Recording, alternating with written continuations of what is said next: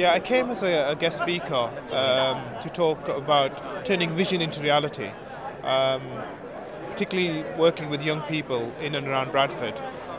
We have an organisation, a social enterprise called Global Promise, which was really born out of the tsunami. We were phenomenally successful at raising over £2 million for the victims of the tsunami within the first four weeks of its inception. We then went on to do lots of other interesting things, and we were also very successful in the Asian earthquake appeal, where we raised over £300,000.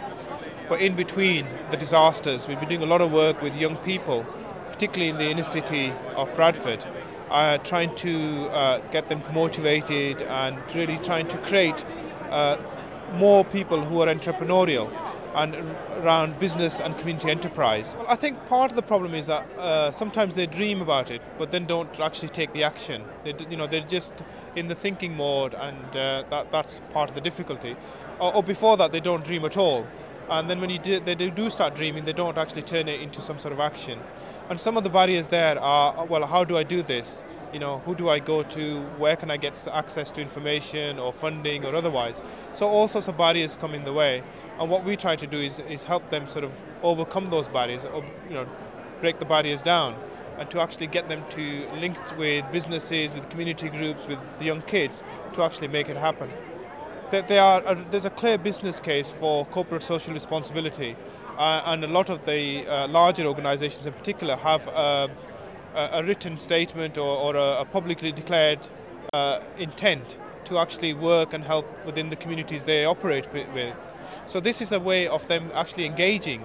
And again, they may have a vision or a statement, but how do they actually turn that into reality?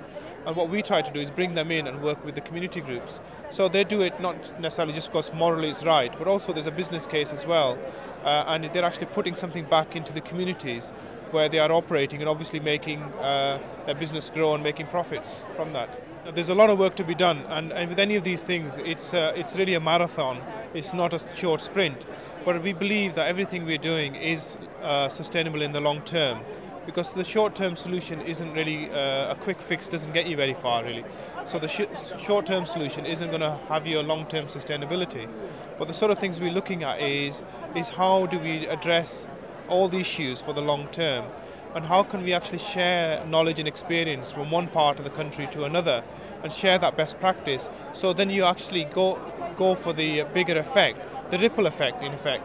So where you're starting with a small group, say in Bradford, and then rippling out through the neighbouring surrounding areas and beyond, and across the UK and ultimately across the world. And there's no reason why you can't use the same models that you create and prove in one area and share that good practice elsewhere to give you a bigger impact, bigger change and long-term sustainability.